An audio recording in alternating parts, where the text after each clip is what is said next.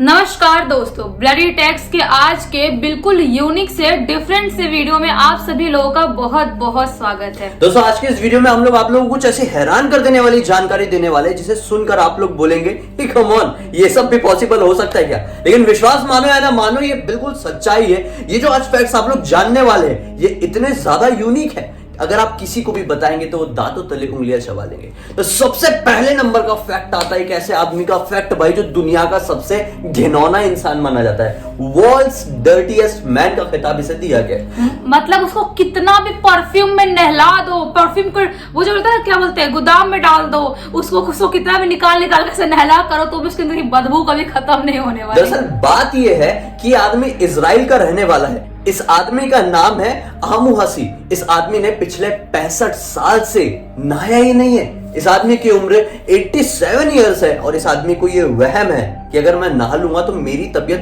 बहुत बुरी तरह से खराब हो जाएगी।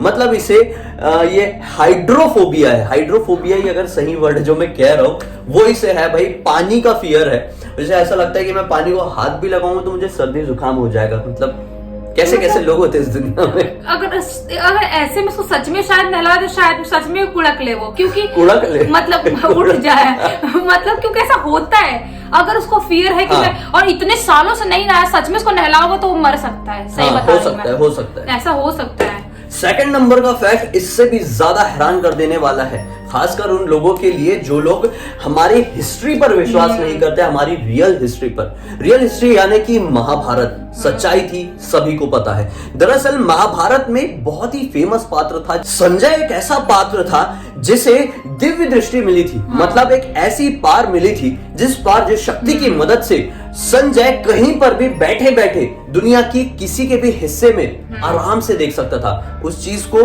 प्रॉपरली विजुलाइज करके किसी और को भी दिखा सकता था। मतलब धृतराष्ट्र जैसे कि एक अंधे कैरेक्टर थे, वो अंधे थे महाभारत के, उन्हें भी वो दिव्य दृष्टि की मदद से कुछ भी दिखा सकता था। उनको वेद व्यास ने ही बोले थे कि आप दिव्य दृष्टि ले सकते हो पूरे महाभारत देखने के लिए, धृतराष्ट्र को। हाँ। और उनकी वाइफ को भी बोले थे, लेकिन उन लोगों ने बोले कि अपने बच्चों को मरते हुए या अपने राज्य को खत्म होते हुए हम खुद की आंख से नहीं देखना चाहते, क्योंकि वो लोग तो स्टार्टिंग से, एक ने पट्टी बांध ली थी गांधारी ने और वो स्टार्टिंग से ही अंधे थे।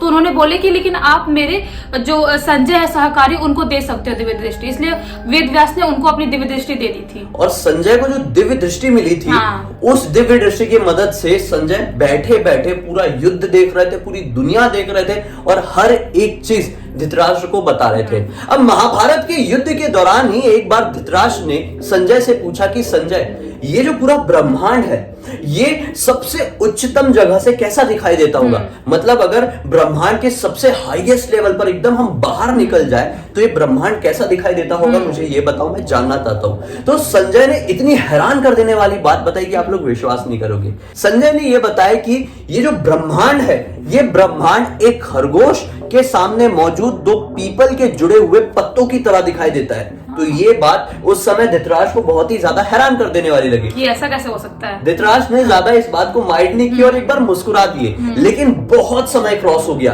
ये पूरी जानकारी महाभारत के इतिहास में लिख दी गई। बहुत सारे लोग, अफसोस की बात है, महाभारत को इतिहास नहीं बल्कि एक कहानी मानते हैं, ये उन लोगों की प्रॉब्लम है। लेकिन ये महाभारत में लिख दी गई। जब दुनिया आगे बढ़ी, वैज्ञानिक आए, जमाने के ऊपर रिसर्च हुई, तो क्या पता चला कि भाई ये जो ब्रह्मांड का रियल वर्ल्ड मैप है वो इससे कुछ मिलता जुलता है।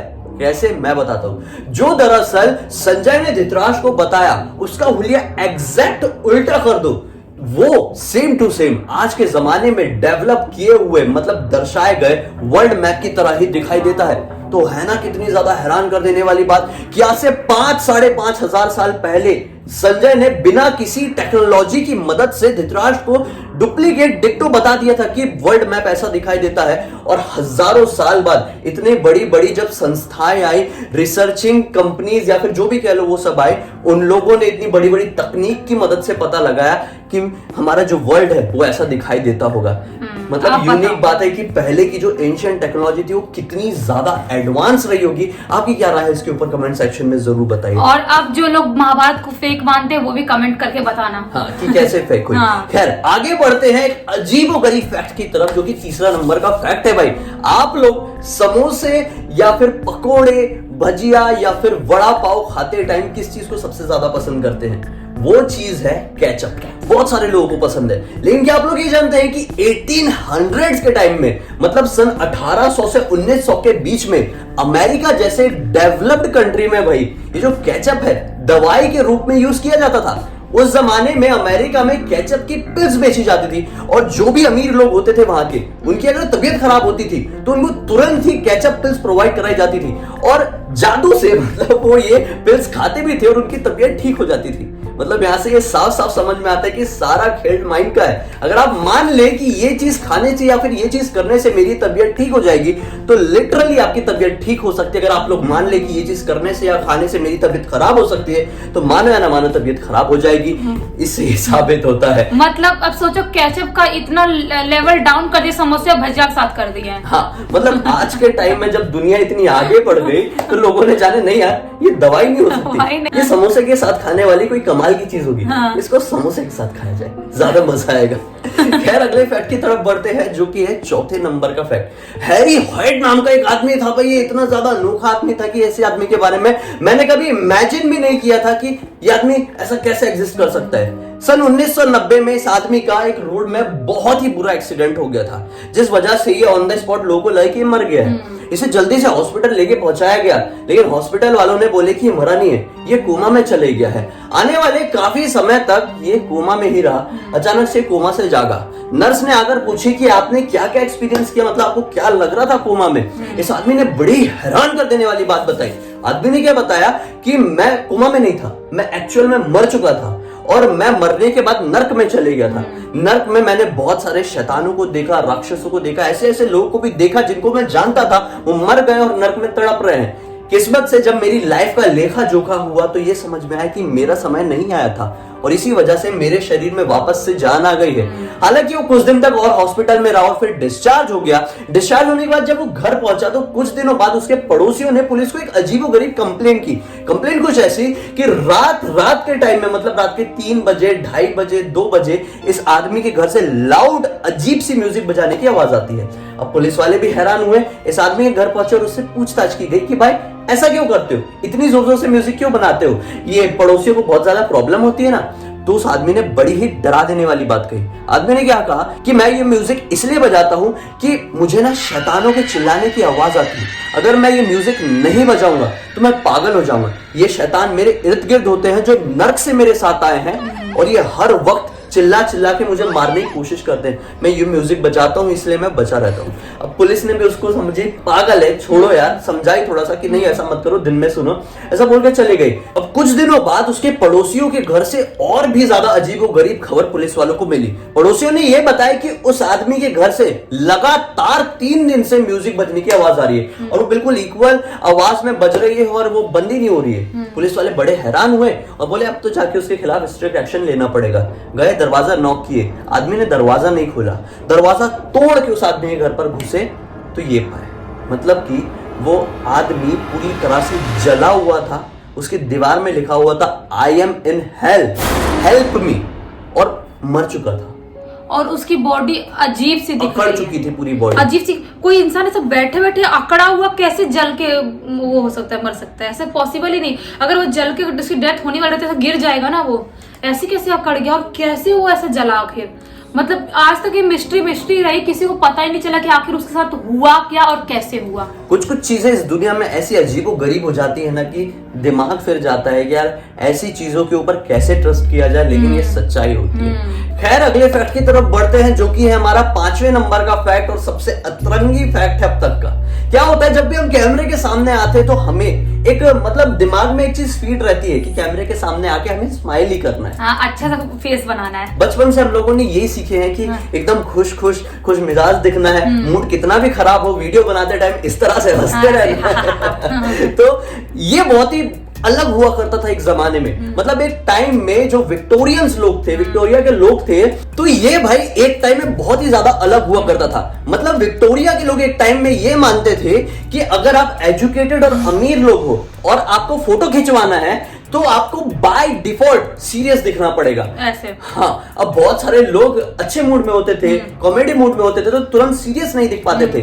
तो सीरियस दिखाने के लिए लोग कैमरे के सामने आके चीज ऐसा नहीं कहते थे, प्रून्स ऐसा कहते थे। इस वजह से जब उनकी फोटो खिंची थी तो वो सीरियस दिखाई देते थे। उस जमाने में कोई भी इंसान कैमरे के सामने आके फोटो क्लिक कराते टाइम चीज कह के स्माइल करता था, उस इंसान को अनएजुकेटेड और गरीब माना जाता था, जो कि कोई दिखना नहीं चाहता था दुनिया के सामने। इसलिए हर एक आदमी आके कैमरे के सामने प्रून्स कह के सीरियस दिखाई देता था, और जिसे अपने आप के ऊपर नाज होता था कि हम जैसे हैं बेस्ट हैं, वो लोग आके चीज कह देते थे।